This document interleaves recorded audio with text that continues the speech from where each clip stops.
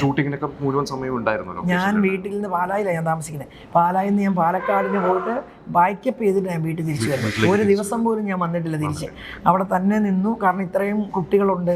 എന്നെ സംബന്ധിച്ച് എനിക്ക് യാതൊരു പ്രതിസന്ധിയും പ്രശ്നങ്ങളും കംപ്ലൈൻ്റ് ഒന്നും നമ്മുടെ സൈഡിലുണ്ടായിരുന്ന നിർബന്ധമുള്ള ആളായിരുന്നു. അത് മാത്രമല്ല, ഇപ്പോൾ സ്വർഗം പോലല്ലേ, ഇത് കുറച്ച് രണ്ടാമത്തെ സിനിമയാണ്. അത് ഭയങ്കര ക്യാൻവാസ് ആണ്. അപ്പോൾ ഒരു പുതിയ പ്രൊഡ്യൂസറാണ് ശരിക്കും പറയുന്നത്. അപ്പോൾ ഏതെങ്കിലും രീതിയിൽ ആ ഒരു പുതിയ ടെൻഷനൊക്കെ ഉണ്ടായിരുന്നു? അങ്ങനെ ഇത്രയും ക്യാൻവാസിന് ഇത്ര ആർട്ടിസ്റ്റുകളെ ഒരുമിച്ച് കൊണ്ടുപോകുക. സത്യത്തിൽ ആ ടെൻഷനൊക്കെ മനസ്സിൽ ഈ കുട്ടേട്ടനെയൊക്കെ കാണുമ്പോൾ ഇവരൊക്കെ സീരിയസ് ആകുമോ, അവരൊക്കെ എങ്ങനെ ഹാൻഡിൽ ചെയ്യുന്നൊക്കെ ഉണ്ട്.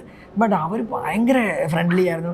കുട്ടേട്ടനൊക്കെ എന്നെ ഒത്തിരി അപ്രീഷിയേറ്റ് ചെയ്തു. നിങ്ങൾ ഈ കഷ്ടപ്പെടുന്നതും ഈ ഓടുന്നതൊക്കെ കണ്ടിട്ട് എന്നോട് നേരെ പറഞ്ഞു, നിങ്ങൾ നല്ല വർക്കാണ് ചെയ്തത്. പ്രൊഡ്യൂസേഴ്സ് ആക്ടേഴ്സ് തന്നെയാണ് വളരെ കൂടെ ഇപ്പൊ തന്നെ ക്രിസ്മസിനാണ് ഇറങ്ങുന്നത്. കുറേ സിനിമകൾ വരുന്നുണ്ട്. ഇപ്പൊ പ്രതീക്ഷിക്കാത്ത സമയത്ത് അവസാനം കുറേ സിനിമകൾ ചാർട്ട് ചെയ്തിട്ടുണ്ട്. അപ്പൊ അതൊരു ഈ പ്ലാൻ ചെയ്തതാണോ? ക്രിസ്മസ് റിലീസ് തന്നെ പ്ലാൻ ചെയ്തതാണോ അത് തുടങ്ങുന്ന സമയത്ത്? നമ്മുടെ ആഗ്രഹമായിരുന്നു. ആഘോഷം എന്ന പേരും ക്രിസ്മസ് ഗാനമുണ്ട്, ന്യൂ ഇയറിന് പറ്റിയ വിഷയമുണ്ട്. അതെല്ലാം ഉള്ളത് കൊണ്ട് ക്രിസ്മസ് ന്യൂ ഇയർ ആ വീക്കുകളിൽ മനസ്സിലുണ്ടായിരുന്നു. പക്ഷേ ഇത്രയും സിനിമകൾ ഒരുമിച്ച് വരുന്നത് കൊണ്ട് ഒരു ടെൻഷൻ ഉണ്ടോ?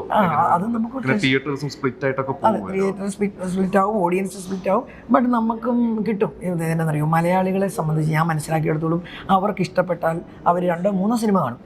അവധി സമയമൊക്കെ ആയതുകൊണ്ട്. അപ്പൊ അതിലൊന്നും അത് തന്നെ. പിന്നെ അല്ലാണ്ടോ അതിലൊന്നും നമ്മുടെ ആകട്ടെ, എല്ലായിടത്തെ പ്രൊഡ്യൂസർമാരെ എല്ലാം എന്നെ സംബന്ധിച്ച് പൈസ മുടക്കി എല്ലാവരുടെയും പൈസ തിരിച്ചു കിട്ടണമെന്ന് ഞാൻ ആഗ്രഹിക്കുള്ളൂ. ടെലിഗ്രാമിൽ പോയി കണ്ടിട്ട് നമ്മളെ ഉപദ്രവിക്കരുതെന്ന് തന്നെയാണ്. ഇവിടെ കോടിക്കണക്കിന് ജനം കിടപ്പുണ്ട്.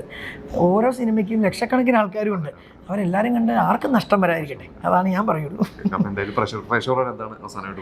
പ്രേക്ഷകരോട് ഒറ്റ കാര്യം പറയാനുള്ളൂ, നമ്മുടെ സിനിമ കേരളത്തിൽ വൻ വിജയമാക്കി മാറ്റണം. അപ്പോൾ നമുക്ക് തീർച്ചയായിട്ടും മറ്റ് സ്ഥലങ്ങളിലേക്കും അത് എത്തിക്കാൻ പറ്റും.